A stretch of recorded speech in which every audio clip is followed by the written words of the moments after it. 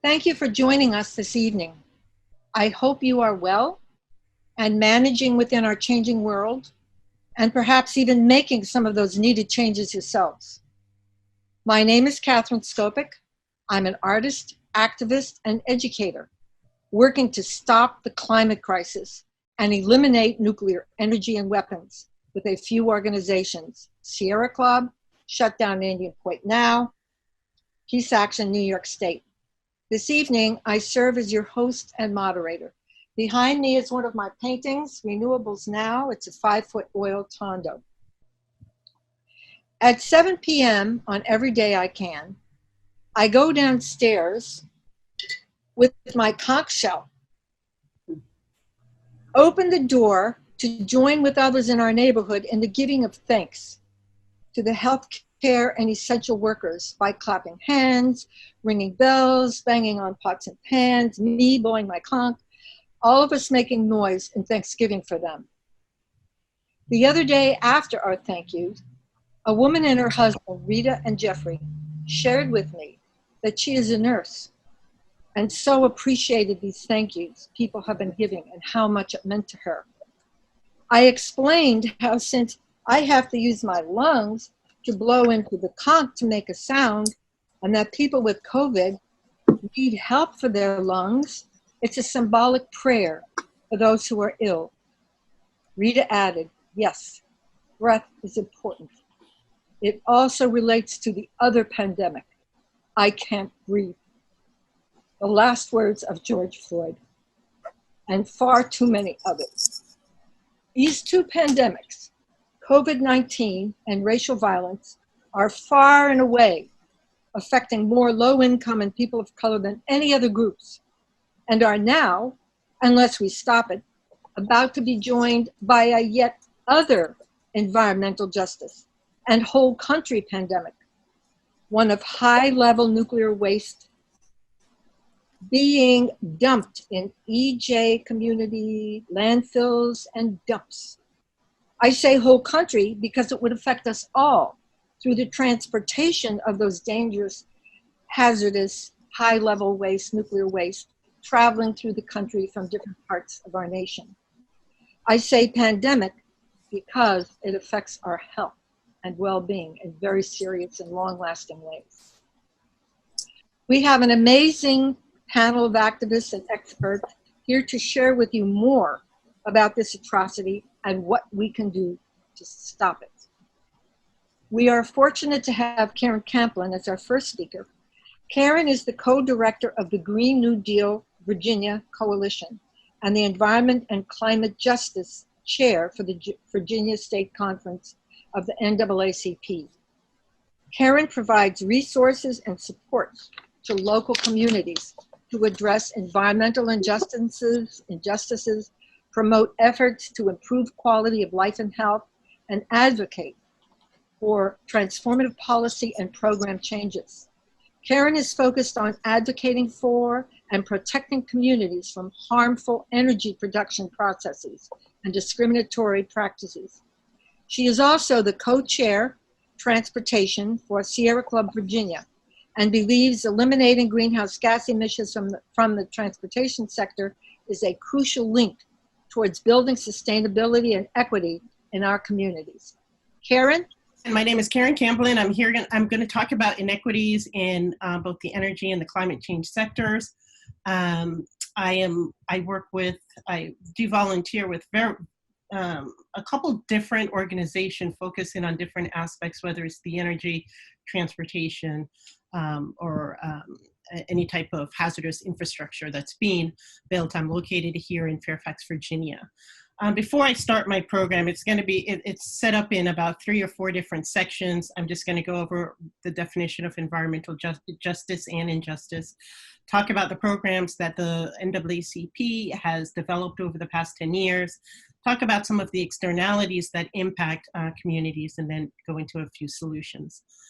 So to start off, what you see in front of you today is what the environmental justice definition as described by national NAACP, which is the fair and equal treatment of all people, regardless of race, color, national origin, gender, sexual orientation, identity, ability, or income level, in all aspects of the environmental regulations, policies, and programs, from development, from concept, development, and implementation, as well as enforcement. On the flip side, an injustice is whenever there is a disproportionate impact on any particular community, whether it be color, low income, age, or whatever. That's what we consider to be an environmental injustice. And then you've probably heard of these terms as well, either fence line or frontline communities. And these are communities that are located right next to a company, an industrial use, or some type of service facility that has a negative impact and has a huge contributor to an increase in either health or economic disparities. And this could include many different impacts, such as noise, odor, traffic, chemical emissions, you name it. Whatever interrupts the high quality of life, that is what we consider to have a negative impact and cause an environmental injustice. I am part of the Environmental and Climate Justice Program, which has been a part of the national program for 10 years. It started to combat the ill effects of the coal industry, but we've been around combating other things. And we follow three main goals, which is to reduce harmful emissions, particularly greenhouse gas, but we also want to advance energy efficiency and clean energy, and to ensure that there's a just transition to the clean energy economy. And this is where we really need a lot of work, and which is what we're talking about here, is how do we identify the harms that the communities have suffered throughout these decades and figure out ways to remove those barriers and strengthen the community to ensure resiliency and livability. There have been several reports that have been published by nationals, which includes the Just Energy reports that looked at the energy profiles from state to state. We're currently in the process of updating the energy profile for Virginia, and hopefully we can start to include things like clean solar as well as offshore. And also Lights Out in the Coal and COVID-19 really highlighted how important it is for us to put humanity back into our utility structure and eliminate utility disconnections, particularly with climate change. And we're seeing an increase in weather events. We really need to make sure that during extreme weather that there are no utility disruptions. I mentioned the cold-blooded before, as well as the eye of the storm, which was developed as a result of what happened when we saw the results of Hurricane Katrina in New Orleans. So these are some of the externalities that can impact a community that we really need to fight to make sure that the decision-making process and the way that our projects are being implemented are done in an equitable and just manner. This is a picture of the now defunct Atlantic Coast Pipeline. This is a picture of the Union Hill community, which was an African-American community in which an oversized compressor station was proposed. They had absolutely lack of consideration to the historical, the cultural, or agricultural significance, as well as this was a community that was started by freed men and women right after the Civil War. A lot of resources that were there. Another externality is that a lot of our environmental and frontline communities suffer is these noxious communities being placed directly next to neighborhoods. This is a pipeline that you can see over to the left. It was a 24-inch pipeline, which is really a transmission line. It is not a distribution line. And it's right next, on the left was an assisted living facility, and to your right is a historically African-American community and a family that has young kids. This is the Mountain Valley Pipeline, in which environmental degradation, we had lost a lot of organic farms, environmental degradation, and also it traverses through low-income and minority communities. Of course, what we're going to be talking about in more detail is the heavy pollution. National developed Fumes Across the Fence Line, which identified that school children that were located within close proximity to these heavy polluting facilities experienced significantly more sick days due to upper respiratory and asthma issues, further placing these children at a disadvantage in their academic career, and also helping to worsen the disparities that communities face, which is why environmental injustice is really also a generational issue, because even if we're having issues where their academic career is significantly impacted, you can imagine the opportunities that they will be missing out on. Lack of affordable housing is another issue. The cost of living in areas is just going through the roof. This is a picture of a camp that was in Richmond not too long ago, as well as job and economic security. We're seeing a lot of different changes in the industry, and our workers are not being protected, not only for their health, but also economic stability. And of course, inadequate transportation system. Transportation, a leading contributor to greenhouse gas emission, is also more than just moving people from one place to another. It is where how people can get to medical services and education, but also we have frontline communities that are located close to overpopulated highways. And again, they experience the health impacts that are associated with being close to noxious facilities, upper respiratory infection, higher cases of cancer, and as well as health issues, because their ability to be able to move around is fairly limited, higher degrees of heart disease as well as obesity. And of course, food insecurity, as COVID-19 has showed us how massive our food production and distribution systems are, that it tends to forget the frontline communities. And whenever there is a little change in what's happening, these areas, the green highlights are food deserts or places within the rural communities in Virginia that are experiencing a shortage of easy access to grocery stores or places where they can get high valued healthy foods. And then of course, contamination from nuclear, landfills, natural pipeline. And of course, it's not just the facility that is within the community. It is also how are the materials either being transported in as well as out of the community, and where are they stored. I actually visited a frontline community, and they were suffering from an oversized generator, a coal ash pond, and then they just put in a pipeline. And so these frontline and environmental justice communities, they have the lowest number of political sway, and such that it's easier for these types of facilities to go in, to be cited within their communities. And then of course we have frontline communities and environmental justice communities are overburdened, and so they experience the effects of climate change first and the hardest. And of course, what we just witnessed through the coronavirus, amplifying inequities. I'm running out of time, so I'm going to rush through the remaining slides.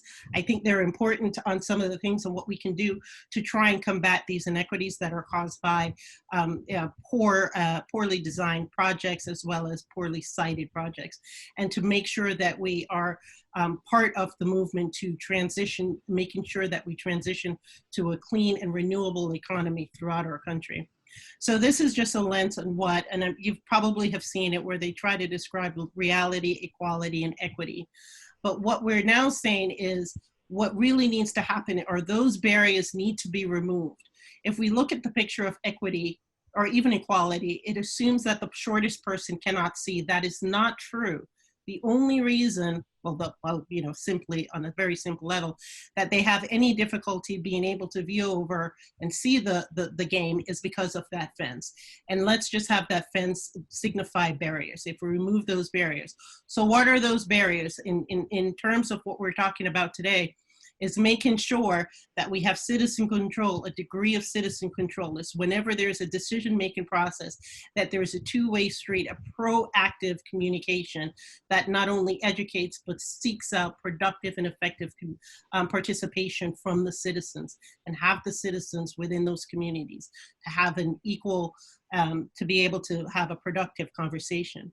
and just using this equity lens, it comes in who's making the decision, how are resources allocated, and the placement of this, and the removal. And this is where we can really hone in and remove those barriers that may not necessarily be as openly practiced, but also vestiges of these, such as redlining and deliberate underfunding of schools, getting rid of those things to be able to have the community be more resilient. And then our solution is making sure that the changes are intentional and transformative. So I'm going to, that's the end of my presentation, but before I end it and open to see if anybody has any questions for me, I just want to say that the power in grassroots and the people power is there. We just concluded the Atlantic Coast Pipeline that I mentioned earlier. Dominion Energy and Duke Power were the two main builders of the Atlantic Coast Pipeline. And due to years of permitting issue and community pushback, and they were 3 years behind schedule, they made an announcement on Sunday that they were pulling out of the project. So people power works. Big coalition letting the agency know and telling them that this is project, not only that the project is going to create harm, but letting them know what those impacts on our community will be. Wonderful. And I'll stop there. That's wonderful, Karen. Yeah. I don't have a question, but would it be at all possible to go back to that slide that lists what people can do, like be part of the citizen group? That slide, it was about 3 or 4 from the end, because that had so many good ideas. If it's not possible, that's okay. But there are actions that people can be sure that they can correct these. Removing the barriers. It was tearing down the fence, removing the barriers. It was about 3rd or 4th from the end. And it just had such a wonderful list. I don't know if everybody had a chance to really read that list. It's so important. Yeah. Can you see the slides yet? Yeah, I can see the slides. Yeah. We're on your first one now. So it was probably like the 3rd or 4th from the end, I think, something like that. 4th or 5th from the end. If it's, yeah. Oh wait, yeah. I don't know if I had one that showed. It was a list. It was a list of what people can do. For example, the first one was make sure you're part of the citizen voices in your community. Oh, this one. This one's not necessarily a list. It kind of shows the type of outreach that is more productive for a citizen. So the first one, the worst type of level of citizen engagement is the first one, which is manipulation. You're not getting the right information. But what we really need to try and work towards is when we're properly educated about the type of project that's being proposed within our community and have access to decision makers to have those two-way types of conversations. And that's what we should be working towards. Thank you. Thank you. That's exactly what we wanted to hear. Thank you so much, Karen. I hope we're so grateful that you could be part of this presentation. We know you have to go to your own Zoom. Yes. And leave the group. So thank you very much for being with us and fitting us into your very busy schedule. Thank you for all your wonderful work and being with us. Thank you. Bye. I appreciate that. Okay, our next speaker is Rose Gardner. Rose is a lifelong resident of Eunice, New Mexico, a mother, grandmother, and florist. Rose has been opposing nuclear projects since a company named the National Enrichment Facility applied for its license to enrich uranium for fuel to be used in nuclear fuel rods. Later, she was part of a fight, along with the Lone Star chapter of Sierra Club, to oppose waste control specialists when it applied for its low-level nuclear waste license. Rose helped to co-found a grassroots group called the Alliance for Environmental Strategies. Rose has been part of a larger coalition of groups that are presently fighting the Holtec project in Lee County, about 35 miles from her home. And she also is fighting the Waste Control Specialist ISP. Rose?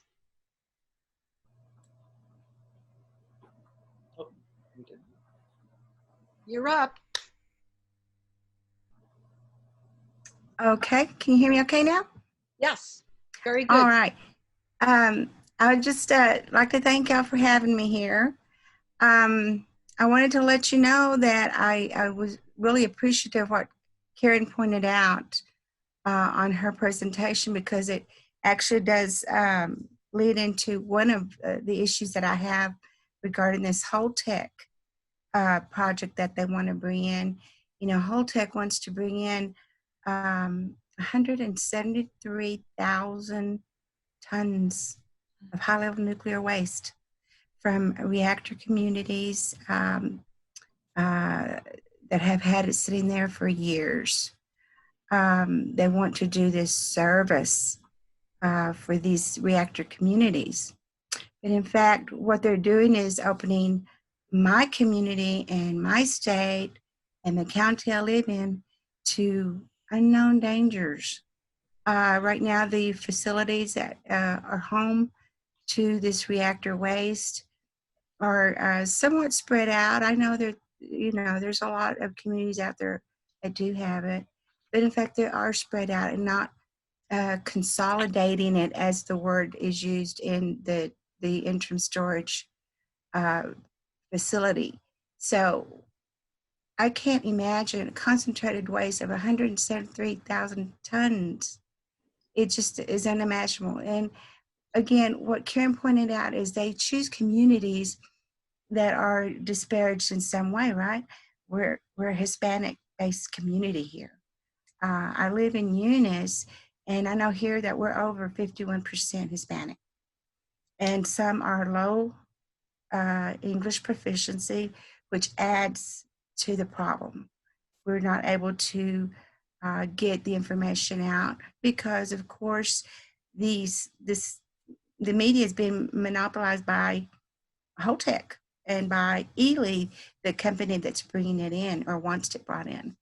So, in fact, we are being disparaged and used for devious purposes, if you were to ask me.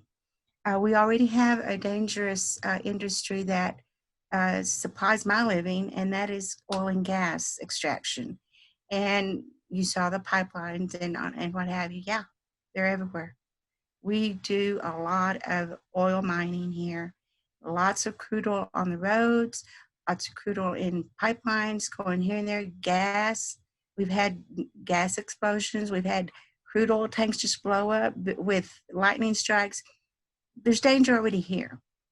So having said that, now they're adding this other lethal, dangerous stuff, radioactive materials that will be radioactive forever. You know, I don't know how long the human race will live, but it's going to be forever there. And I say forever there because there is no permanent repository to move it to. So it's pretty likely that it will remain in one place if they move it to the Holtec site. Then, of course, just 5 miles from where I live is Waste Control Specialists, which is a low-level nuclear waste dump. And they have applied as well for 40,000 tons of nuclear waste, high-level nuclear waste, same stuff. So I've got it to the east of where I live, 5 miles from the house, and then 35 miles to somewhat the north and west of where I live. So it's not good at all. And people out there need to recognize that, yes, we know that it's a problem. I'm sorry. But this is the solution. This isn't the right solution. This is a politically and economically driven decision by business leaders. You won't find a whole lot of common folk like me saying this is a good idea. We never got the benefit from using any nuclear power to produce electricity right here. So why should we have to store this dangerous waste? It's just not fair. It's unjust and unfair. What I'll go on and do now is I want to show you one slide that I'm going to bring up. It's regarding a train derailment that happened just about 14 miles from my house. And this is south of town. And this is on the rail line that leads to waste control specialists. And the bad thing about this is where I'm at right there, I'm on the road taking that picture. That's how far that rail line is from the highway. So what if that had a canister of radioactive, highly radioactive materials like nuclear power rods that they want to bring here? How are they going to pick that up? I mean, you know, recently they had an accident in Vermont, I believe it was pointed out. Took 2 days to move it. And that was a not loaded cask that was going to a facility. So took 2 days to move it. What if this was already a damaged cask? Who would move it? Who would deal with that? And again, this is in between two communities. Would they close the highways between the two communities? We're sister communities, very small little towns. We depend on our roads to get to the grocery stores even, you know? So it's just not a good deal. But I also want to point out on this photograph is that this, I was told, was caused by the rail, you know, the metal railing just kind of was warped. And it's at a slight incline. So it made a little slight turn in the rail and it just lost it. It's just imbalanced and flipped over. I also wanted to tell you about a report that I just read on train accidents from Marvin Resnikoff, I believe is his name. And he points out that the actual application doesn't take into effect the timeliness of recovering a train accident. And they've already postulated one train accident per 10,000 shipments. So you might have one or two these major accidents, and this would be major. It could kill you if they break open, right? So again, how long would it take? What if it happened in New York or there in Virginia or in Florida or in Texas? Thousands and hundreds of thousands of people could be displaced. It's just an ugly situation. The other thing I wanted to point out is I have one more video. I just did a very short video that I want to share with you. It's actually a video of an accident, a fire rather, near the Urenco facility and waste control specialists. Can you see that screen yet? No. Okay. Let me try again. Oh, here we go. We see your screen. Okay, I'll go ahead and play it. This is the fence line there, that pretty stucco fence is Urenco. Those mountains of dirt is waste control specialists. And there you see a grass fire. As you can see, it's several. And they've just kind of, like the wind blows these things around. And it took 3 fire departments to put that out. And so that's just an example of one of my fears, is that out here where we're so dry and so hot right now, it's like 105. And so, you know, a cigarette thrown out of a car, lightning strike. The other night we had lightning strike on an oil tank. It blew up. There was a fire. It took them 2 hours to put out. So these things happen. They're real. They're things we're kind of accustomed to, grass fires. They're not grass fires along with nuclear materials. That is really, to me, a rather frightening thing. The other thing I wanted to point out is that Holtec, the site is 35 miles from any town. So it'll take time to get there if there's any kind of accident at the site, whether it be a human emergency or a fire, or if one of those canisters were to get dropped, as I've been almost done. Anything can happen with humans. So it's just that to take into consideration, so far away from a community. And in a way, it would be good, except we've got a ranch within 1 mile of where the site is. And those people they're scared. They're not just scared of the facility coming in. They're scared of being intimidated, harassed, and you know, how we're speaking out today, they're worried about what might happen to them in the future. And this is not right. And I know this happens a lot in different areas, but it's up to us to stop this from happening so that that family can raise their children there. They have a ranch there. They have animals, cattle. You know, they're contributing to our economy already. Why are we willing to let this company put in all that waste and put this family out of their home?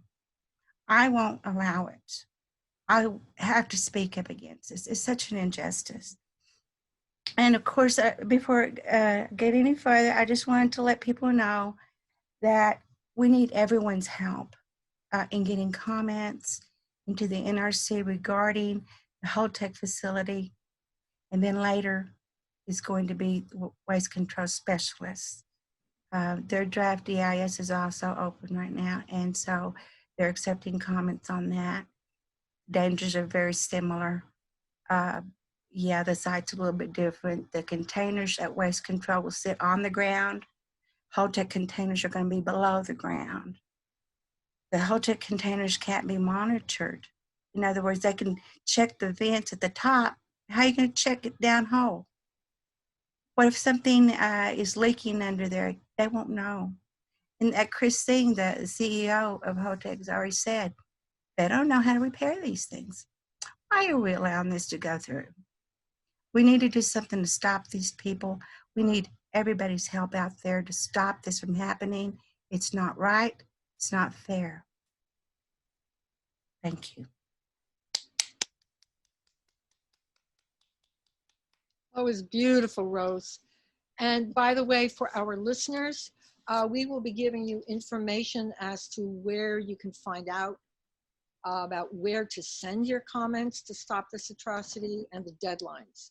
So we'll be giving you that giving more information. And Tim will probably give it, our speaker coming up later. He is the Executive Director of NIRS, Nuclear Information Resource Service. You can check out their website, nirs.org. And also Kevin Kamps will be speaking. You can check out there Beyond Nuclear and get information there as well. And we'll be giving you more information about this too at the end of the program. Thank you very, very much, Rose. You have a great deal of courage.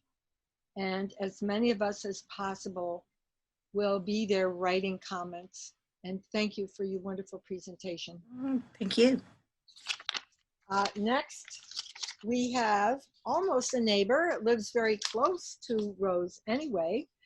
And this speaker is LEONA Morgan. Dine. LEONA is a community organizer and a Dine community organizer and activist who has been fighting nuclear colonialism in the southwestern United States since 2007. So she's been at it for a while. She has worked successfully to prevent a new uranium mining and processing project in northwest New Mexico. That must have been some job stopping that one. And she is currently focused on stopping transport and storage of radioactive waste in the Southwest.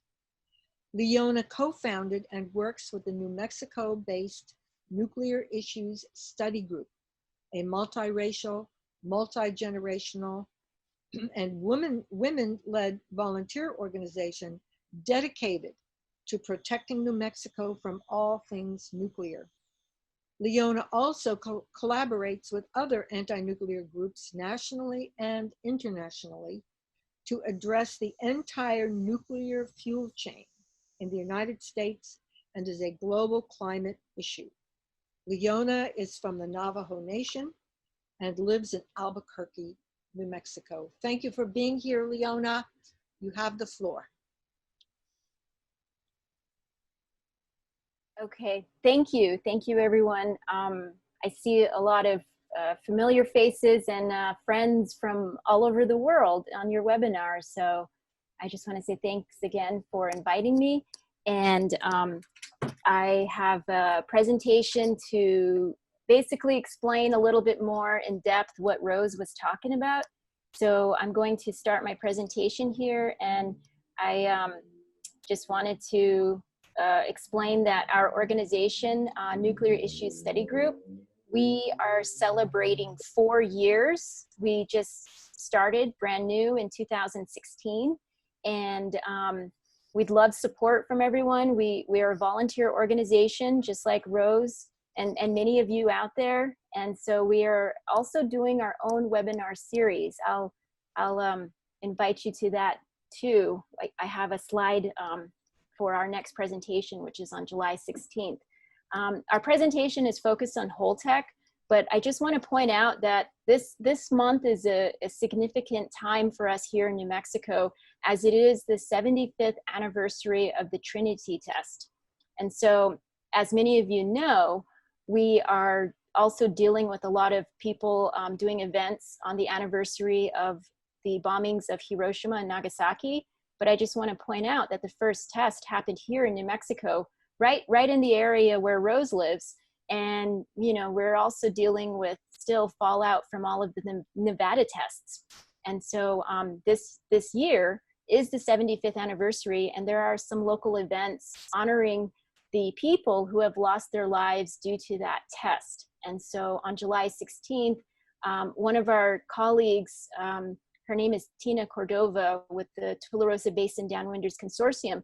They'll also be doing an online streamed event at the same time when the first test happened. So it'll be about 5:30 in the morning, New Mexico time, but 7:30 for all of you East Coast folks, a little bit more reasonable for you to join. Okay, I'll start my presentation now. So I just wanna make sure everyone can see the screen. I can't see you all, but I can hear you if someone can confirm that. We can see it. Cool. Yes, Thank you. Holtec. Great.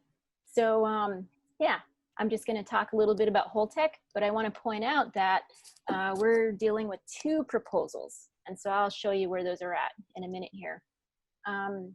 As all of you know, many of you have been working on this much longer than I have. We're dealing with the waste from the nuclear power plants. I worked on issues of uranium mining, and the waste from that is still here. We still have 15,000 abandoned uranium mines, but something that really scares me to my core is knowing that there's over about 80,000 metric tons of the high-level waste produced from the nuclear power plants. And some of you know Michael Keegan. I think this is a great quote that pointing out that electricity is but the fleeting byproduct from nuclear reactors. The actual product is forever deadly radioactive waste. And we here in New Mexico, we're dealing with the company Holtec, as Rose has said. Here's a picture of their website. And I'll talk a little bit about this in a minute. And then also Interim Storage Partners, which is a partnership between waste control specialists and Orano, a French company. And I just want to point out that WCS already has a low-level dump, and what they're trying to do is expand to include a high-level waste. Nationally, we're looking at all of the nuclear power reactors in the country. I think we're missing a couple, but for the most part, this is what it would look like if all the waste from all those power plants came to the Southwest. So the proposal for Holtec is in the southeast corner of New Mexico, and then WCS just on the state line. And I want to point out Yucca Mountain, because that's also, I think Kevin's going to talk about that in a minute. But as it stands, for me as a person coming from northwestern New Mexico, knowing the rail lines goes through, the rail line goes through my people's land in the Navajo Nation.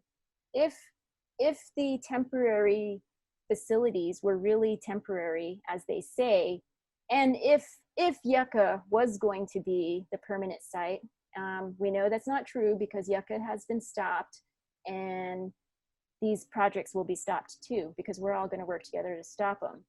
But when I first learned about this project, my fear was that the waste would be transported by rail, barge, or truck in some cases, but primarily by rail. And if all of the waste came to New Mexico temporarily and then were transported to Yucca, we would have thousands of shipments going through the Navajo Nation. And for myself as a Dine person, that really, it's very scary to know that 2 of our sacred mountains are along the railroad tracks. And so for me, as an Indigenous person, I have this other perspective that if this were to happen as they're proposing, it would really put not just my people at risk, but also our cultural resources. And so that's not shown here on the map, but I wanted to point that out because there are a lot of concerns by Indigenous peoples that sometimes are overlooked when we're talking about the transport issue and of course the energy issue and the waste and all of the economics. Okay, so what are we talking about? Well, I'm gonna just explain for folks who are learning about this project for the first time. We have 2 sites. This is a zoomed in view of New Mexico and Texas. And Rose lives in UNJUST, if you can see on the map how close Rose is to both sites. And then if you just look over to the left a little bit, or to the west as it were, is WIP. So I don't know how many of you are familiar with the waste isolation pilot plant, but it's just about 13 miles south. And Holtec and WCS are about 39 miles apart. And they both are going through their application process. We are now looking at their draft environmental impact statements. And as it was mentioned, we want folks to send comments for both of them. So right now, our focus as Nuclear Issues Study Group is really on Holtec. Right now, the proposal is to store 173,600 metric tons of the high-level waste at the Holtec site. And then with WCS, it's 40,000 metric tons. So as I said earlier, if we only have 80,000 metric tons, what are they going to do with all that extra storage? So that's one of the concerns we're worried about. Karen Haddon has also expressed concerns of Orano possibly importing waste. Basically what I'm trying to get at is they're proposing these 2 projects with Holtec putting in an application for only 40 years to start, and then with known expansions. But they're not really telling us the full story. Here is an image of what Holtec wants to do. Basically, the waste would be put underground in shallow canisters. So you can see this cross section on the right side. I took it from their environmental report. It looks, you can see how it's not very deep, and then the top is open to the surface, and so we understand this is for ventilation. So they have they have this plan, and they make it look so pretty with their pictures, but the reality is we've heard from the company Eddie Lee Energy Alliance that they're not just trying to store waste. We're not just, offering, they make it sound like we're saving the rest of the country by providing a place to put this most toxic, deadly waste. But what they're also talking about is possible reprocessing. And so they view the waste also as a resource that can be further developed. Holtec was questioned about this last January during the Atomic Safety and Licensing Board hearing that took place here in Albuquerque. And they said no, they're not reprocessing, but this is something that was said even just last week during the public comment meeting. Last month in June, it was mentioned that they want to further develop the waste. And so one of the reasons why we're really concerned is this area is just not suitable for long-term storage. They're saying it's temporary, but most of us agree that if they bring any waste here, it could very well become permanent. And this is not a place to be storing waste permanently. The main reason is because the Permian Basin is a place where they're developing oil and gas. There's a lot of oil and gas development down there. There's fracking. And then recently there was, I believe, 2 tornadoes, and then also an earthquake. So Rose mentioned the fires and then also the temperature. None of this is in the, as far as I'm concerned, I don't think any of this is in the draft EIS that they also, you know, for them to account for the recent tornado and earthquake.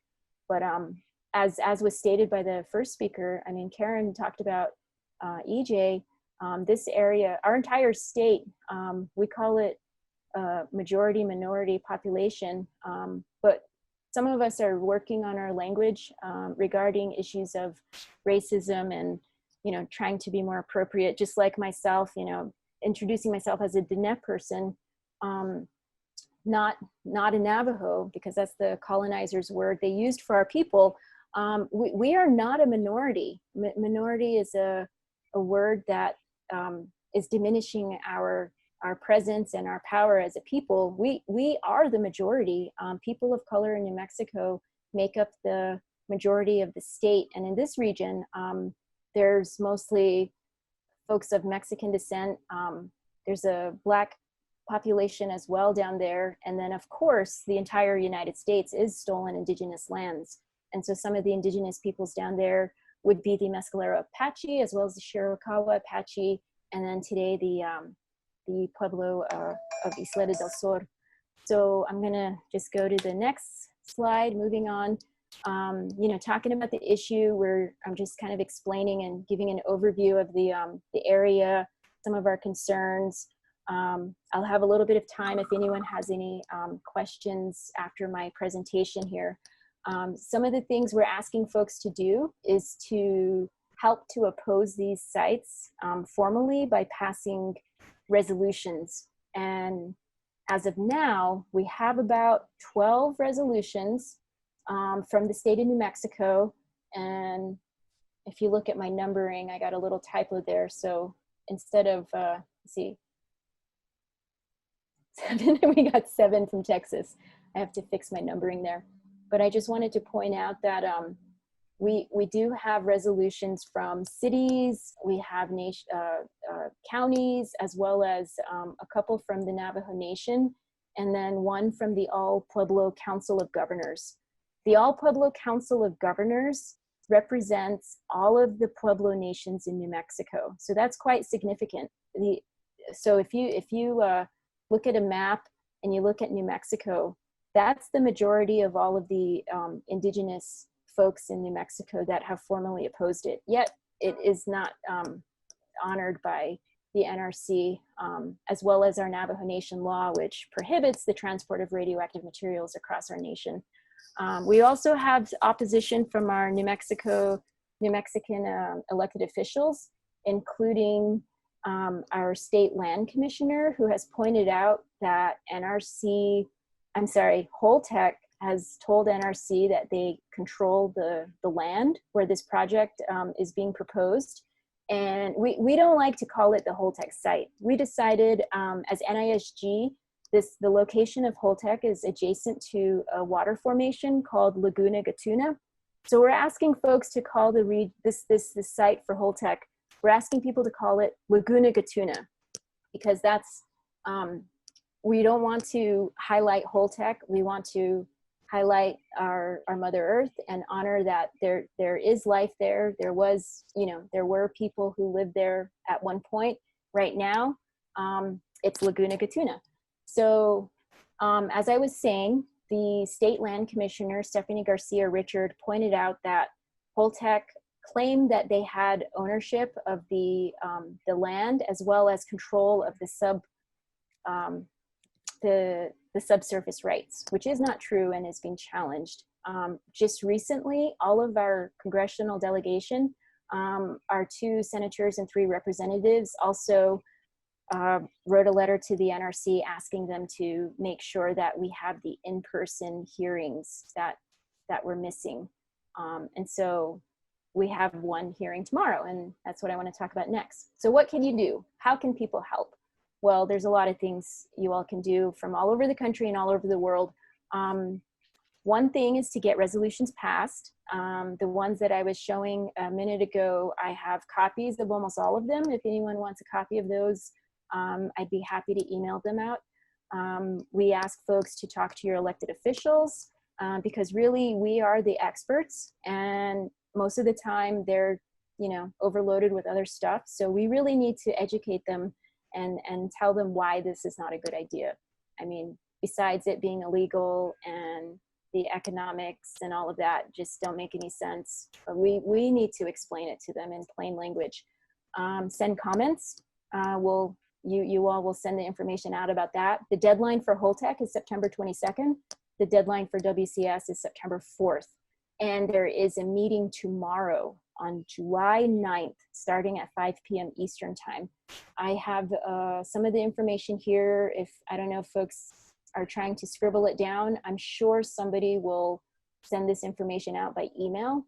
But in our experience with the first meeting, the NRC technology to hold these webinars is very inadequate, and I think we don't want to deter anyone from joining, but I think the easiest way is if folks just view the slides on their own. They can join the actual webinar, but the slides are also available separately where you can just, you know, review them on your own. And the most important thing is that you call in. And as soon as you get connected, press *1 to be put into the queue. And so we're just asking everyone to, you know, do whatever you can to create awareness. However you do that, you can make art, music, write letters to the editor, op-eds, and most importantly, educate your friends and family and take whatever action that you can within your capacity. Lastly, I just want to invite everyone to our webinar. We have a webinar series. This is episode 4. So we have 3 more episodes left, and you can find information on our social media page, which is facebook.com/Nuclear Issues Study Group. And so our next webinar is going to be on Thursday, July 16th, which I already explained is a very important date because not only was that the date of the Trinity test that occurred in New Mexico, but the world's largest uranium spill also took place on July 16th, 1979, about 5:30 in the morning. So both of them happened right about the same time, 5:30 in the morning on July 16th, just different years. So we'll be sending out information to some listservs. If you're on them, you should get an invitation to join our webinar. And yep, that's it. So I'm gonna stop sharing my screen, and if I have time for questions, I can answer those now. Thank you so much, Leona. That was absolutely excellent. For people who may not be familiar with this system, you can click on chat at the bottom near the center of your screen, and then you can go over to the right and type in any question you may have for Leona or any of the speakers. And then when you've typed in your question, hit enter and it will go up into the chat box.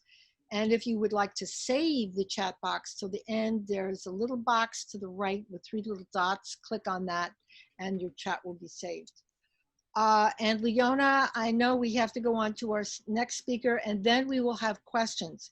So as Leona invited you so kindly to ask her questions, we're going to hear next from Kevin KAMPS, and then we'll have some time, a little time for audience Q&A before we do our support speakers.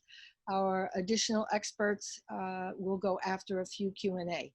And I don't want to rush the line here, but I'm wondering if people who are not residents can sign in support of the resolutions.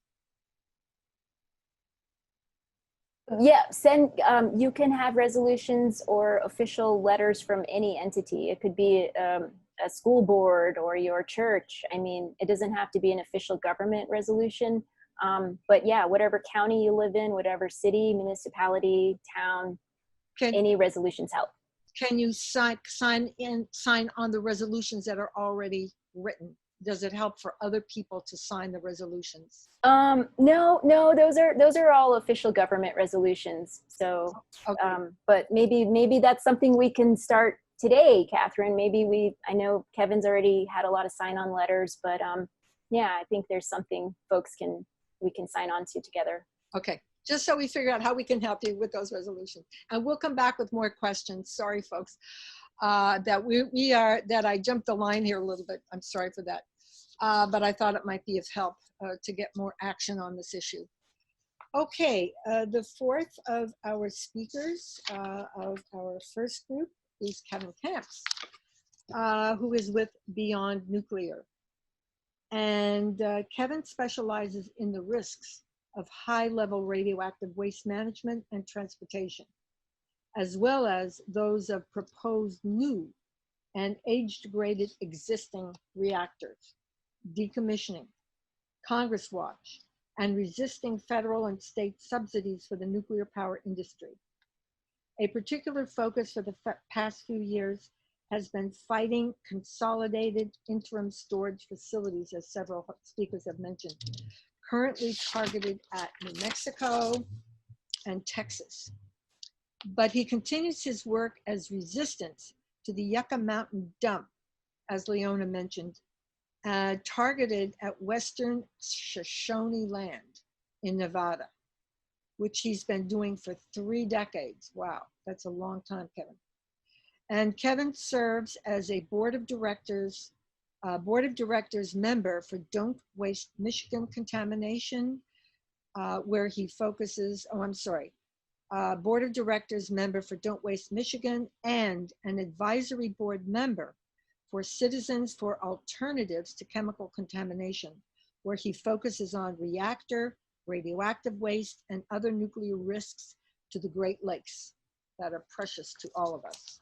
Kevin. Thanks, Catherine. It's a real honor to be here. Thanks for the invitation. And speaking of stolen land, I am speaking to you from Kalamazoo, Michigan, which is my hometown, Anishinaabe land, specifically Gun Lake, Potawatomi, Pokagon, Potawatomi, Grand River, Odawa. So before I forget, I wanted to mention another July 16th day of infamy, and that is that the Nuclear Regulatory Commission began the Holtec licensing proceeding on July 16th, 2018. And I think given what Leona shared about Church Rock and about Trinity, that it just shows the NRC's cluelessness at best, and I think more accurately, their ghoulish tone deafness that we have to deal with all the time on many issues. And regarding that question about resolutions, if individuals can sign, I just wanted to mention that one of our ways that we broke records on public comments in the earlier environmental scoping stage of both Holtec, New Mexico and Waste Control Specialist, Texas, were the web forms that NIRS and Food and Water Watch and Public Citizen circulated. So we really need to get those circulating because we generated tens of thousands of comments that way in the earlier stage. So we need to do that again this time and break those records. So the main issue I'm going to talk about, and I'm going to try to share my screen, and I'm going to try to make my PowerPoint viewable right here, is nuclear waste transportation. And I have way too many slides, so I'm going to fly through, and I'm going to just hit the high points and skip the rest. So that's our slogan that we've used for a long time, Mobile Chernobyl. Thank you to Michael Marriott and to NIRS for not just great slogans, but great stickers, as you can see. And my main point is whether this waste, this high-level radioactive waste, is bound for consolidated interim storage sites. And this photo shows Margene Bull Creek of the Skull Valley Goshoots, the main opponent to the dump that targeted their reservation in Utah, Holtec's previous attempt at this kind of scheme, or whether it's headed to Western Shoshone Indian land at Yucca Mountain. And there you see the western face of Yucca through a framework of a traditional sweat lodge. This is going to be unprecedented numbers of shipments through most states in the lower 48. And this is a photo from National Geographic. It's actually infrared, shows the thermal heat coming off an actual shipment, but it gives you some idea that invisible things are emitted by these shipments, and that includes gamma and neutron radiation, which are hazardous, and I'll talk more about. So here's a photo on the left of an actual train-sized cask, and on the right, a cross-section to show you the different layers. So the industry and its propagandists like to talk about how robust these containers are, and I guess they are, but the question is, are they robust enough to survive real-world accidents? And that's an important question that we have to address. So unlike pro-nuclear, pro-yucca dump members of Congress, like retired Senator Carl Levin from Michigan, there is no magic wand that can just teleport the waste out to Nevada, New Mexico, Texas. In that sense, we all live in these states because we live along the transportation lines that are going to bring these wastes through our communities. So what are the risks? Crashes, fires, drops, underwater submersions, intentional attacks. And here's another great question from NIRS. And actually, every time there's a derailment, every time a bomb train explodes, every time there's a fire, the question needs to be asked, what if this had been a radioactive waste transport? So there have been a lot of deceptions over the decades. The fire test that was conducted at Sandia, they like to talk about how great it went for the first 30 minutes, which is the design criteria at a relatively low temperature, 1,475 degrees Fahrenheit. By way of comparison, diesel fuel burns at 1,800 degrees. But they didn't want to talk about what happened just a few minutes after 30 minutes, which was the lead radiation shielding began to melt and spurt out and even vaporize. What that would mean specifically is that the radiation shielding is gone. Now the dose rates are going to be much higher for emergency responders, for innocent passersby, for people who live nearby. And this is another deception that came out of the Sandia tests of the 1970s. Dr. Resnikoff, who was mentioned earlier, points out that that truck that was set on the tracks to be hit by that train was actually jacked up higher than it would have been normally. And so what this really represented, as dramatic as the video was a glancing blow. The sheet metal on the nose of the train is what hit that dummy canister, not the main body of the train, which is further down below. So a lot of deceptions and propaganda about how safe it all is. These containers really have not been tested. They literally have not been tested at full scale. The best that's been done is computer simulations and scale models.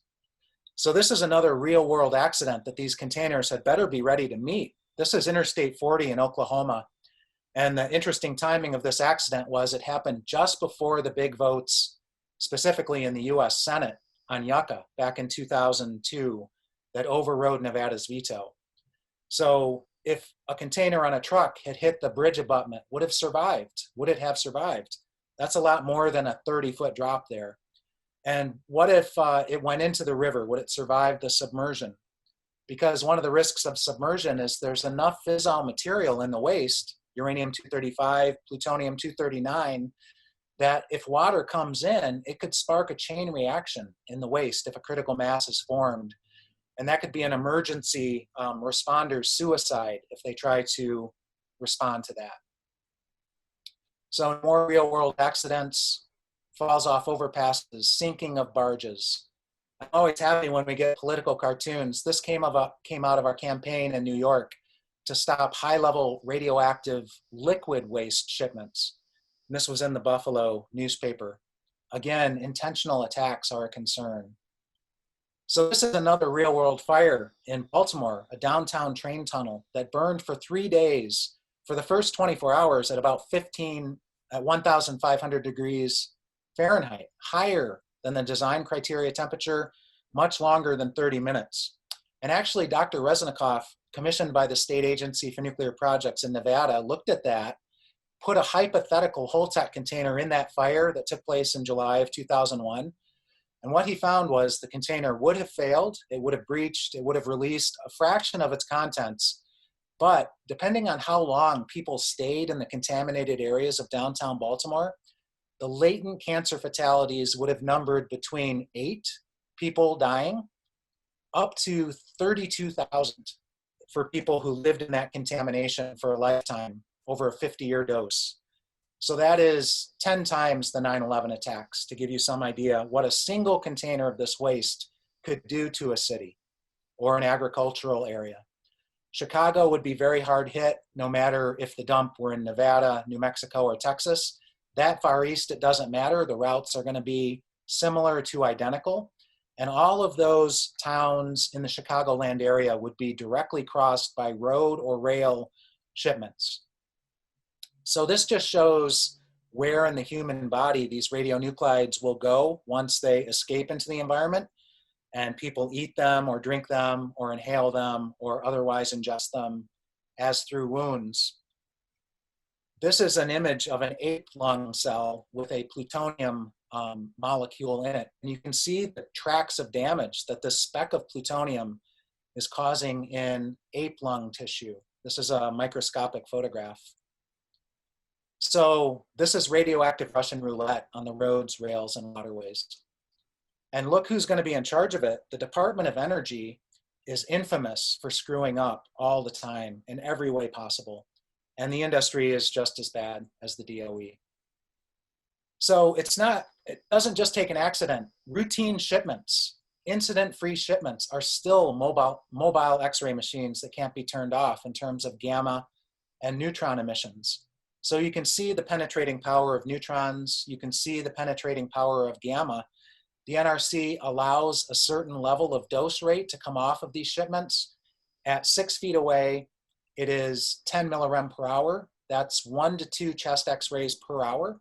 And right at the surface of the container, so especially of concern to workers and inspectors and security, it's up to 200 millirem per hour, 10 times. So that's 10 to 20 X-rays per hour coming off by permission of the NRC.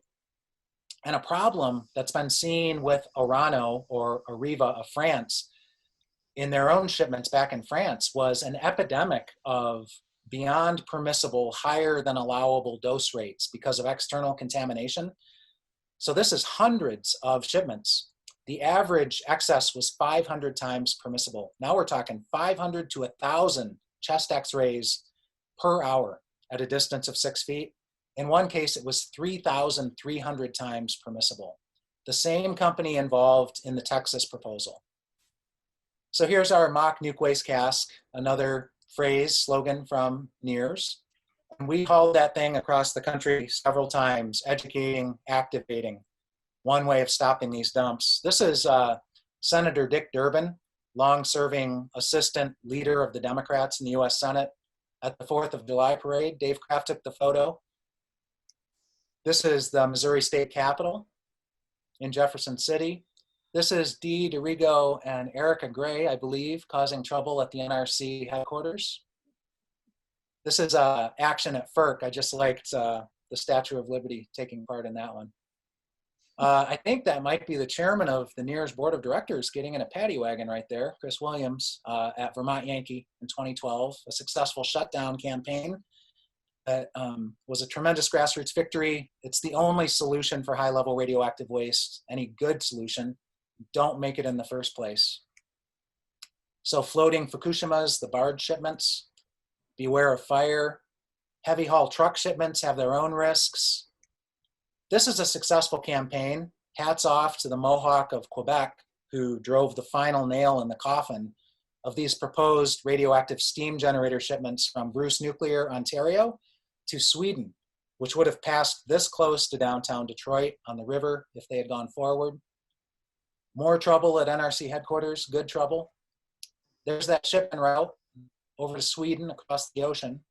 These were the bozos behind the proposal and just their words on the floor of the Canadian Parliament days before Fukushima began, calling us fearmongers who were just hung up on Chernobyl. So another way to stop these things is research and education, and Dr. Gordon Edwards of Montreal won a Nuclear Free Future Award for his education in the anti-nuclear movement over decades. And again, the Mohawks of Quebec said those shipments are not coming through, and that put an end to them right there.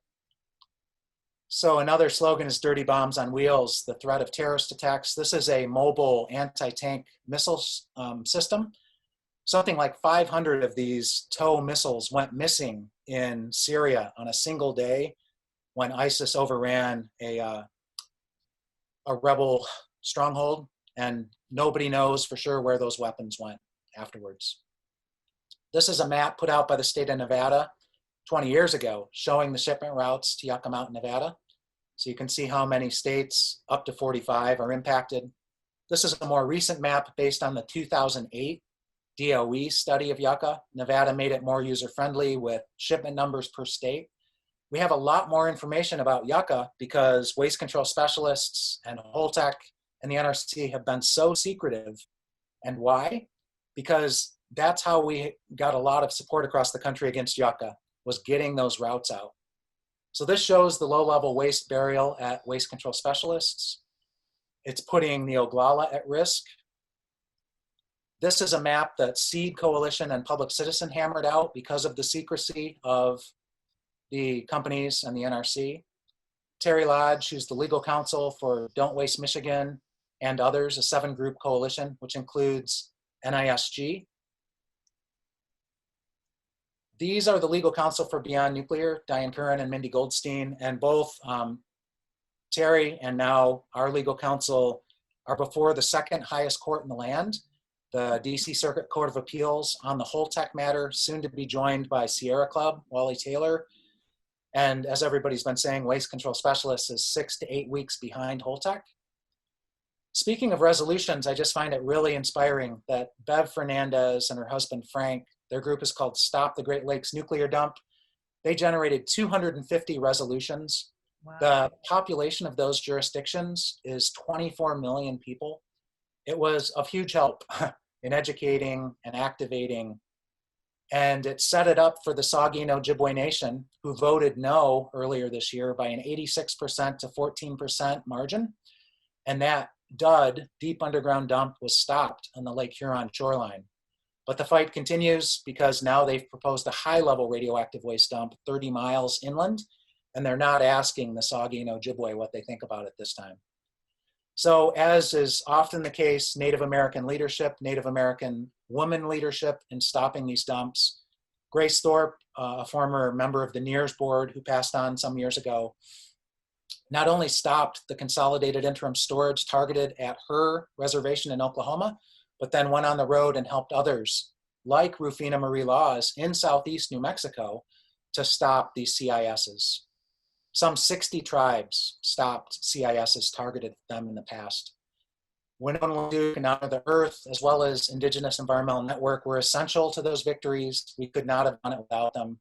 And again, Native leadership now on the environmental justice front. So Yucca, we have to keep an eye on. Every once in a while, one of those 12 toes on the Yucca zombie will twitch because these clowns on Capitol Hill keep pushing for the Yucca dump. They're open to CIS. Luckily, Shimkus is retiring. We'll see if Upton can be retired involuntarily come November. Mm-hmm. This is them taking a tour of Yucca Mountain at a cost of $15,000 to taxpayers every time they open up this closed dump for congressional tours. So whistleblowers are essential. Oscar Shirani questioned the structural integrity of Holtec sitting still, let alone going 60 miles per hour down the roads and rails. Dr. Landsman from NRC compared NRC's thinking to NASA's that led to space shuttles hitting the ground. In Germany, they just shut the shipments down. This was the heartbeat of the German anti-nuclear movement for decades, which now will be shutting down the last reactors in Germany by 2022. Watchdogging and institutional memory, Kay Dry, who's president of the Beyond Nuclear board, she and I wrote an article about the 3 Mile Island meltdown transports that went through St. Louis, involving a number of incidents. So that's the end of the slideshow. Real quick, I want to show, I know I'm over time already, I want to show some of these images because it brings it up to date. Waste control specialists said they could use any mainline rail in the country for these shipments. This is the only map in the Holtec license application. It accounts for a grand total of 4 reactors in the country, 1 at Maine Yankee, 3 at San Onofre, California. And I really want to call your attention to that dark green line. That means that those areas of Texas and Oklahoma are going to get hit coming and going. And that gets to the bottom of how nonsensical CIS is. It multiplies transport risks. And that light green line shows that they are assuming that Yucca is the dump, which of course violates the treaty with the Western Shoshone. And I just like this 20-year-old document from Public Citizen because it shows that the real world conditions these containers could face on the roads and rails and waterways are much worse than what NRC is designing or requiring them to be designed for. So you got the yucca routes, you got blow-ups of cities like New York City and Newark, New Jersey. The purple is rail, the red is truck. Sorry for the orientation, but you can see that the width of New York is hit by these shipment routes. These are the congressional districts in New York that would be impacted. These are the shipment numbers bound for yucca. 827 train shipments through New York, 657 truck shipments. Remember that yucca is 70,000 metric tons. Holtec is 2.5 times that, and waste control specialists half again. I wanted to show this map to show the EJ burden that New Mexico has already suffered. Nuclear, fossil fuels. This is sample comments. I know NISG, NIRS, Seed Coalition are circulating sample comments you can use in both proceedings. Very low level waste. NIRS has an action alert. You can write NRC. They're doing a webinar on July 15th. Barge shipments impacting New York down the Hudson River past Manhattan is under consideration. Really insane. And again, as Leona showed, this is tomorrow night. Please join in that if you can. And this is where to write to the NRC on the very low level waste. We could talk more about that during Q&A. Thanks.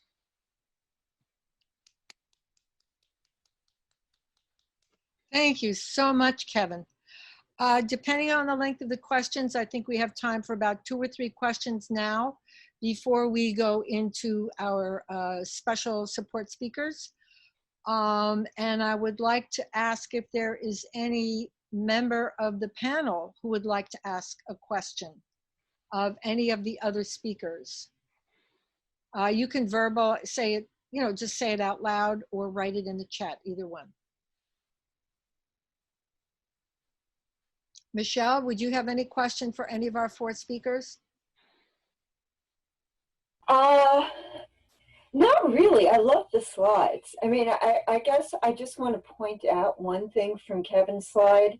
If you can remember that image that had a red triangle with a picture of a skeleton and some other like horrific things in it, that actually came out of a United Nations task force where they were charged with trying to figure out how to communicate to people millennia in the future where the language of English and all modern languages might be lost, to stay away from a nuclear waste dump. So they had to figure out, like, maybe millions of years. There we go. So that's not like the anti-nuclear movement image. That's the movement that image that came out of the United Nations task force. Wow. Okay, thank you. Thank you very much, Michelle. So I guess what we can do, if there's another question that somebody would like to ask of any of our 4 speakers. So far, Rose, I was wondering about how many people roughly are involved in your coalitions. You mentioned you're part of a larger coalition and some smaller ones. Just approximately how many people are involved, and is there a way that we can support this coalition? Yes, we send out, I believe there's 75 names on our list where we send out what we call our Holtec phone calls, and we do that on Tuesday evenings at 7 o'clock. And if you want to participate, what we would probably ask you to do is send us your name and what group you're with, if you're with a group, because we do screen and we allow on the calls. And we could support or give contributions or something. What would be your email that we might send? Actually, you could put that in the chat if you would, so I don't take up time. So if we want to be in touch. Okay. Sure. Okay, so what we are going to do now is to move into our support speakers. And we have 3 support speakers and experts who will speak briefly of their concerns about what the Nuclear Regulatory Commission is trying to do here. Sneak in this stuff under the veil of COVID and other things going on in the country. They're trying to sneak this through. So they may be talking about their concerns about this, underline some key points, encourage your action, and perhaps answer a few of your questions. So the first of our speakers is Michelle Lee Esquire. And Michelle is a senior policy analyst with Promoting Health and Sustainable Energy phase and chair of the Council on Intelligent Energy and Conservation Policy, CIECP. Michelle has presented before the United States Department of Homeland Security and the Atomic Safety and Licensing Board panel of the Nuclear Regulatory Commission. Michelle? Okay. Let me just do a 2-minute rant on the Holtec environmental impact statement. So here's my show and tell. This is the environmental impact statement, my binders, and about 500 odd pages. And yes, I've read every single one of them. Here are some interesting little tidbits. Not a single solitary mention of a medical study, no physicians, no environmental scientists, no water experts on the panel that prepared that for the Nuclear Regulatory Commission. It was primarily, engineers and some geologists. They don't talk about climate change. They mention the fact that there's climate change, and they cite older studies, not studies that have come out more recently.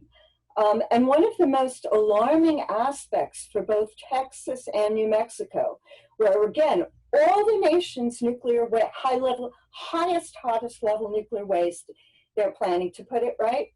They don't mention the fact that same exact areas are now in a mega drought that is anticipated to last for centuries. And this mega drought is greater than any drought that has existed in the last 500 years.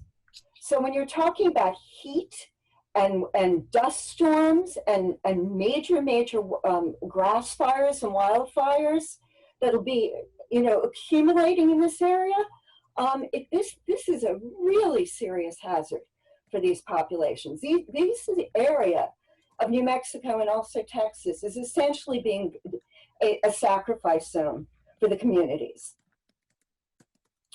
The other aspect of the Holtec EIS, that's their environmental impact statement, their draft environmental impact statement, that's really struck me is the astonishing fact that the rationale the Nuclear Regulatory Commission, NRC, came up with to say that the impact would be low from a health point of view and from an environmental justice point of view is because, this is not believable, but this is what they say, because there's already so much fracking and other fossil activity because of the Permian Basin area, and there's so much potash mining already, and there's already so much other radioactive activity in the region that just throwing some more poison in the area,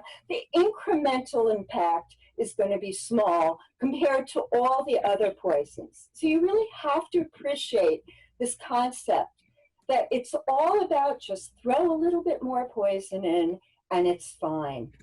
They also, at the final point, they also managed to evade dealing with the environmental justice and frankly the civil rights issue that's implicated, because this is a majority, both states, both New Mexico and Texas are two of the only minority states in the United States.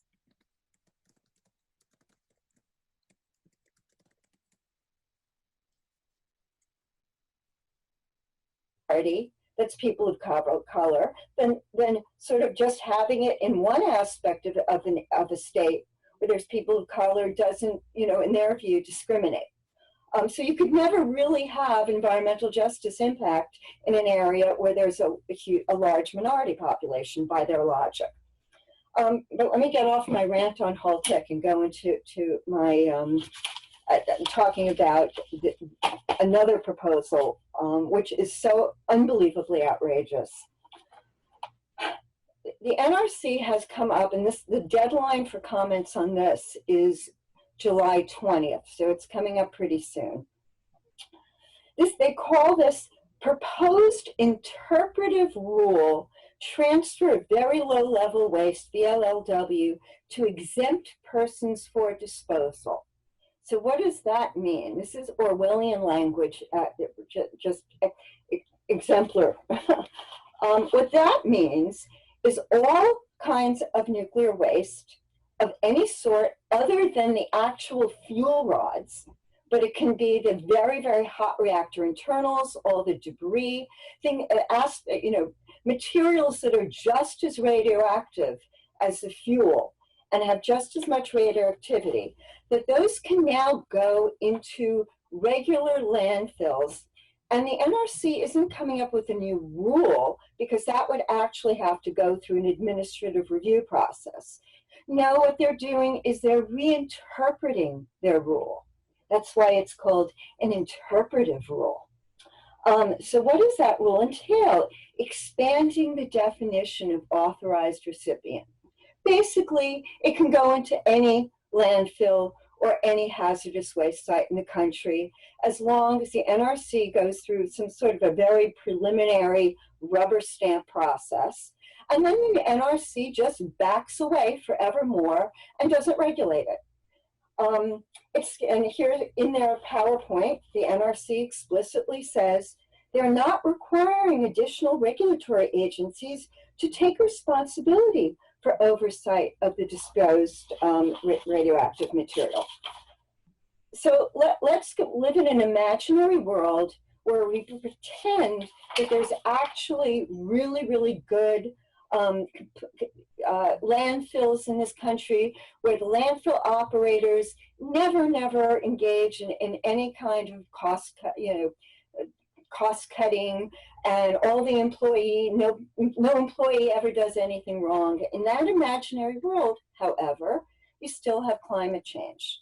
And what you have with climate change is you have extreme weather, you have massive storms, you have flooding, you have hurricanes, you have tornadoes, you have landslides, which means that these landfills and hazardous waste dumps are going to be releasing toxic materials into their communities. It's absolutely a sure thing.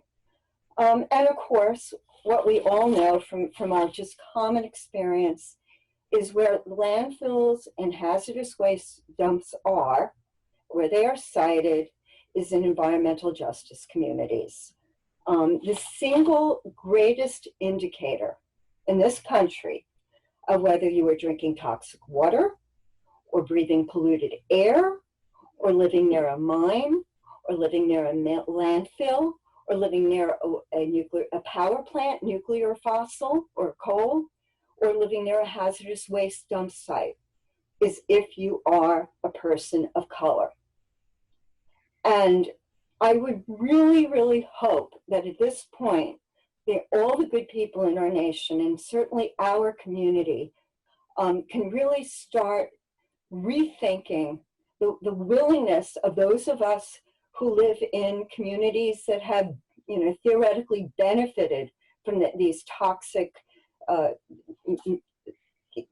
activities, really, really start having a little bit of humanity and ethics, and start taking some responsibility, and not just dumping it on other communities that have less political power. And that's my basic point. And it's a large one. I just want to add 2 phone numbers for people to write down if they have a pen, pencil ready. Okay, these are the U.S. Capitol switchboard operators for the Senate and Congress. So for House of Representatives, you can call this number and ask for the representative of your state, 202-224-3121. And for Senate, it's 202-224-3121. Oh wait, one's 225, I'm sorry. But I didn't write that down, I remember that. Anyway, but you can also Google it. Just call. It takes 1 minute. Call and just say I'm not willing to participate in dumping radioactive materials on environmental justice communities. Simple as that. Thank you. Thank you so much, Michelle. It's amazing all of that material that has gone into your writing and research, fighting these terrible plans and proposals. So we have our next speaker. Our next special speaker is Mari INOUE, also a lawyer. And Mari, Mari is a co-founding member of the Manhattan Project for a Nuclear-Free World, a volunteer-led grassroots group in New York City. I participate, by the way. She plays an important role in organizing projects and events to raise awareness about the ongoing grave situation in Fukushima, going on to this very day and will be for years to come. And to advocate in the United States for the importance of promoting carbon-free, nuclear-free policies in order to protect the most vulnerable group in our society. One of my favorite signs, nuclear-free, carbon-free. Okay, Mari? Thank you so much, Catherine, for organizing this, and thank you, Sierra Club New York City group, for organizing this event. My name is Mari INOUE, and I have been following up on the situation in Fukushima since 2011. I want to highlight, I want to talk about a little bit about Fukushima because a large-scale nuclear disaster disproportionately affect people with limited resources, women and children, and Fukushima nuclear disaster unfortunately showed us that. What happened in 2011 was that the world's worst nuclear disaster since Chernobyl, and some 160,000 residents evacuated at some point. Still, like tens of thousands of people are displaced, and many of them are not receiving compensations because they evacuated from communities that are not designated within the evacuation zones. There are mother-child evacuees, so-called mother-child evacuees, who evacuated without fathers because father remained in Fukushima to financially support the family. That created a lot of domestic issues, including divorce and so on, stress, mental, psychological effects, not just to parents, but also to children. Another issue is that the TEPCO, the owner of the damaged nuclear power plant, is currently storing the contaminated water, which was used to cool the fuel cores that was melted because of the disaster. And now it has 1.2 million metric tons of contaminated water, and the facility are reaching the capacity to store the tanks, the storage tanks of contaminated water. And this year, the government of Japan announced that they're going to dump the contaminated water in the Pacific Ocean. And the experts panel for the government said, oh, that's a great idea. And international communities, local communities, including fishing communities, oppose this kind of dumping. And another issue is the health issues. We don't have much statistics of health issues of adults, but we do have statistics of thyroid cancer cases among children who are 18 years or younger at the time of the accident. And it was rare. It was rare disease before the accident, only 1 or 2 cases per million, but now more than 200 cases among Fukushima children who are diagnosed thyroid cancer, which is alarming. And in addition to the legal actions or pressuring from the domestic organizations trying to pressure the government to change the policies, civil society groups try to reach to international communities to pressure the Japanese government to change the policies. Because the first thing the government did was lie. They said that there's no immediate health effects and it's under control. They continue to downplay the situation of the radiological contamination in affected areas.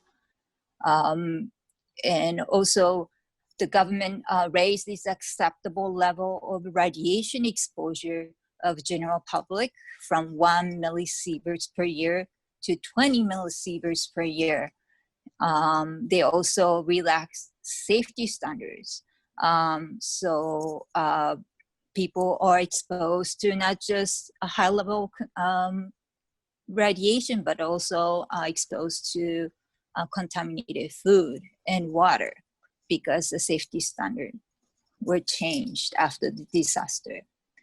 So one of the things that civil society groups did was to reach out to the United Nations Human Rights Council and requested for a fact-finding mission by United Nations Special Rapporteurs.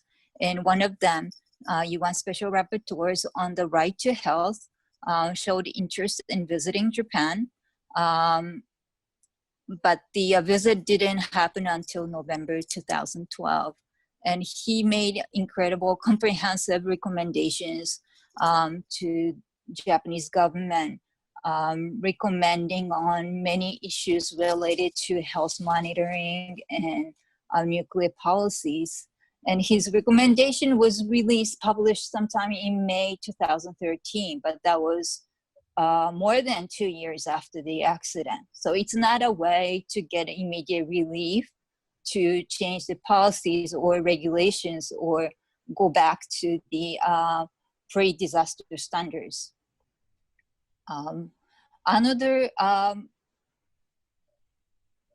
There was another UN Special Rapporteur on hazardous substances and waste.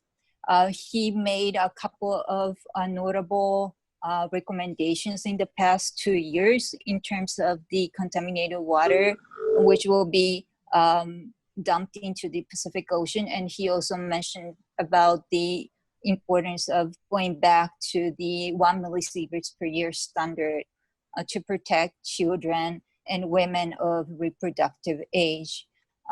He also opposed relocating children and women to those communities that are where radiation level remain higher than what was considered safe or healthy before the nuclear disaster 7 years ago. But UN Special Rapporteur on hazardous substances and waste, his name is, I don't know whether you have heard of him, but his name is called, Mr. Bashkut Tuncak.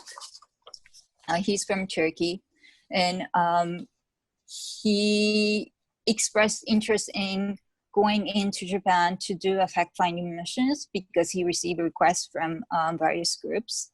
But the problem is that a hosting country has to officially invite them to come to Japan to conduct a fact-finding mission. And UN Special Rapporteur on the right to health was able to enter Japan and do the fact-finding mission in 2012. But new administration started from 2013, and under this conservative administration, they don't want UN Special Rapporteur coming into Japan to conduct fact-finding mission to investigate potential human rights violations. So that's another thing that will happen if there is a nuclear accident or radiological contamination here in the US. Even if we wanted international organizations or human rights experts investigate on the situation of nuclear disaster. Just to clarify, UN Special Rapporteurs or independent experts, it's a volunteer job, meaning that they don't receive payment from the United Nations. They're not affiliated with any government or organizations. So they serve in their individual capacity. But these are the approaches that Japanese organization tried in order to get pressure from the international community so that policies and regulations in Japan will change, but it didn't. But it's a way to raise awareness, and every time Special Rapporteur makes recommendations, media will report it, and people will, other communities will listen to it, but it's not, their recommendations are not enforceable, unfortunately, in domestic community. So I like to emphasize that prevention is the key, because if there is a nuclear disaster here in the United States, international community, we cannot depend on international community or the United Nations help you to get immediate relief. So before I finish my presentations, if you're interested in learning more about the ongoing struggle of people in Fukushima, please look at the presentation that I did in May, which was organized by Catherine. I will share the link to the chat box. That gives you more comprehensive information on the situation in Fukushima. And can I make an announcement about August 5th event? Please, good. Great, thank you. So the photo you see in the back is a photo of the Nagasaki city. We have been co-organizing a peace gathering in front of the Japanese consulate since 2015 with a dozen of peace organizations in New York City. But because of the COVID-19 pandemic, we decided to host event via Zoom so that we can reach out to different audiences from different cities. So if you're interested in, please join us. We have guest speakers, including Amelia Benjamin of Copink. We also have a Dr. Helen Caldicott.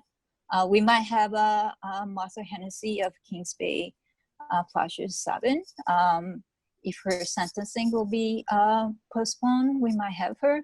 And we also have a music band from Nagasaki and a couple of musics and songs from New York City as well. So I will share that link on the chat box as well. So thank you so much.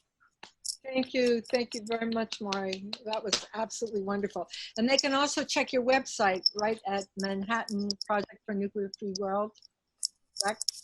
Yes. Yeah. Okay. Each one of those words is hyphenated. Manhattan Project and so forth. Okay, that was absolutely wonderful. I have so many questions I would love to ask all of you, each of you, I should say, but we are going to move on to the third and final speaker of our special support speakers and experts, and this is Tim Judson. And I'm sure you all know Tim.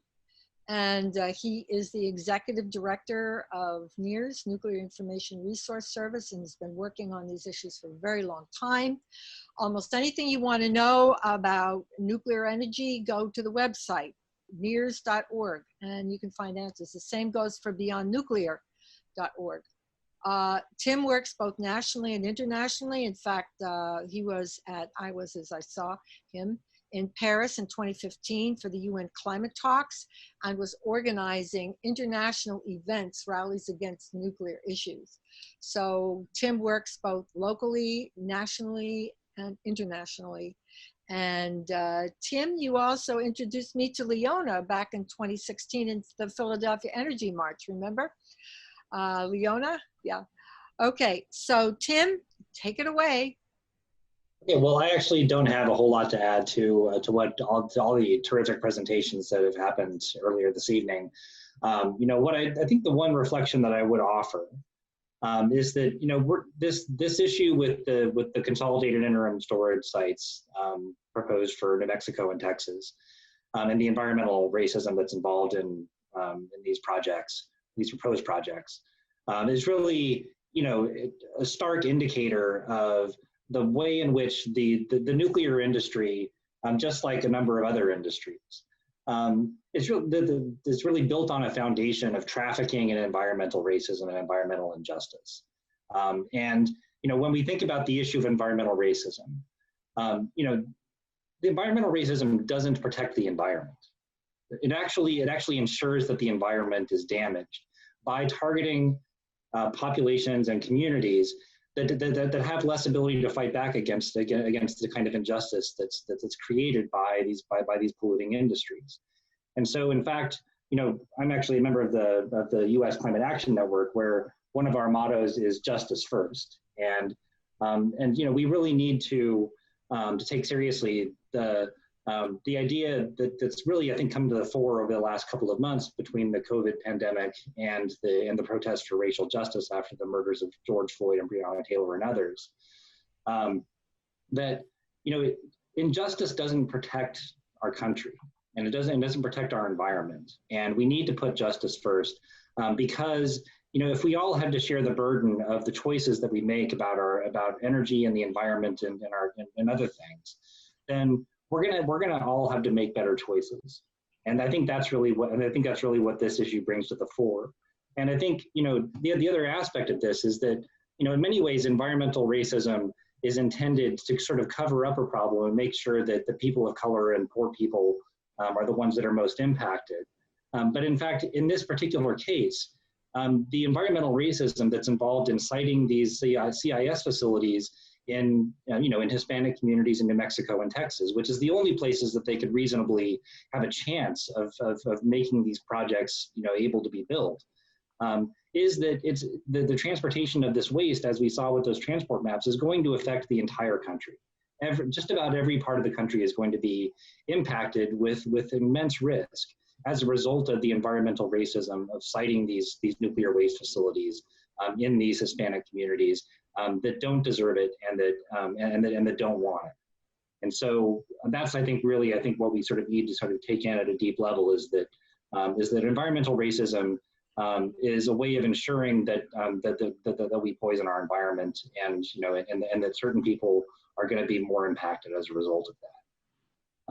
So with that said, what I wanted to do was just highlight the opportunities to take action on these issues. And so I'm going to do a screen share so that you can kind of see what I'm referring to. But there's you know, essentially three major actions that need to be taken right now. First and most importantly are to submit comments on these draft environmental impact statements for the Holtec and WCS nuclear waste storage facilities. And you can, if you go to NIRS's website, which is www.nirs.org, and I'm sharing that screen right now, if you can see it.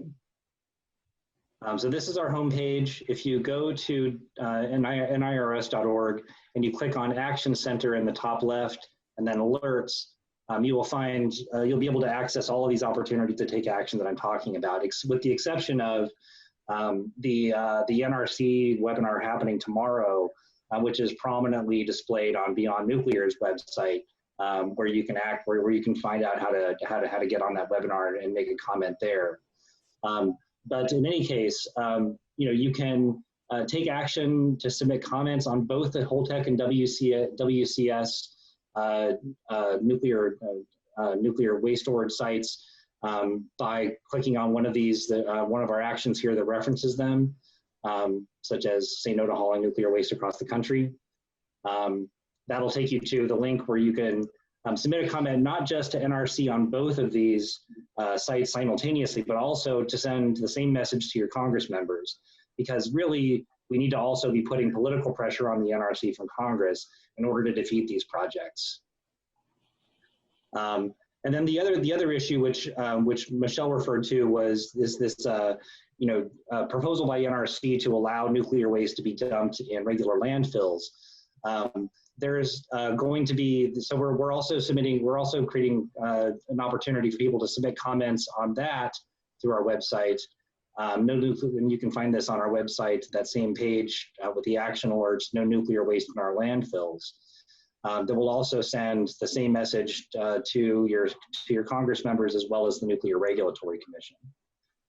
And then as was referred to, if you want to learn more about that issue, next Wednesday at 8 o'clock, July 15th, 8 p.m. Eastern, 5 p.m. Pacific, and the other times in between, we're going to be having a telebriefing about that topic so that people can learn more about it and learn more about how to take action.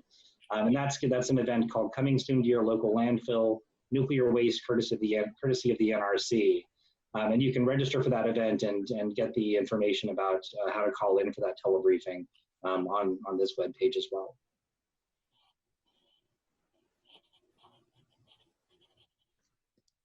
Thank you very much, Tim. You have given us plenty of opportunities to take positive action. So this event is being sponsored by us, all of those on this event. By Karen, Rose, Leona, Kevin, Michelle, Mari, and Tim. Although I am a member of Sierra Club New York City Group, this is not a Sierra Club New York City Group event, as was the May 13th one. So I just want to say a huge, absolutely huge thank you for everything that you have shared with us. And Sally Jones, who Image is not here, has been functioning as a tech support. And Sally is very, very capable, and she has been recording this event and will be getting it up online so that you may share it with your organizations. And I really feel like I would like to support those of you, your organizations in New Mexico and Texas especially. So perhaps Leona and Rose, we can be in touch via email and find out how we may physically give more support. Other people, some financial support. I have a question, and I don't know who would like to answer it, but the question of where to put this, of course, has been ongoing for decades. We are storing much of the decommissioning waste by HOSS, H-O-S-S, hardened on-site storage in casks. It would take a tremendous amount of land, but has anybody ever entertained the idea of storing all of this waste in the same method in the location where it was created?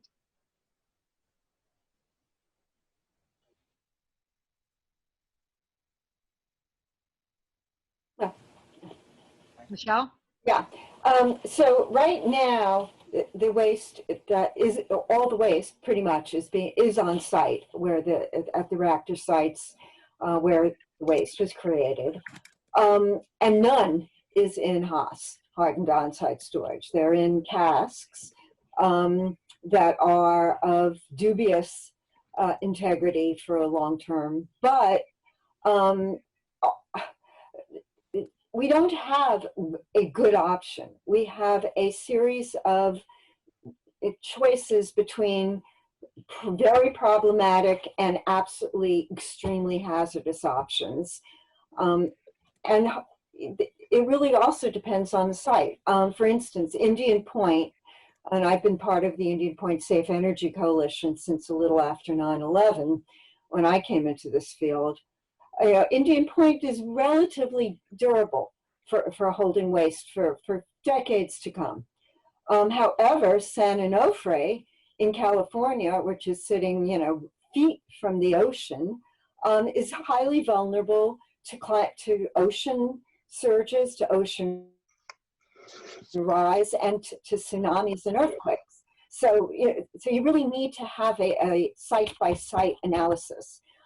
For sure, you do not want all the waste being transported to any one particular site or two sites.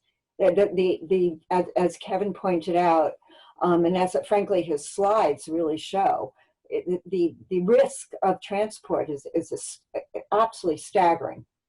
Okay, I think the biggest, thank you very much, Michelle. I guess the biggest thing is what was already said is don't produce it in the first place. We have enough metric tons and we don't need any more, and let's find better solutions.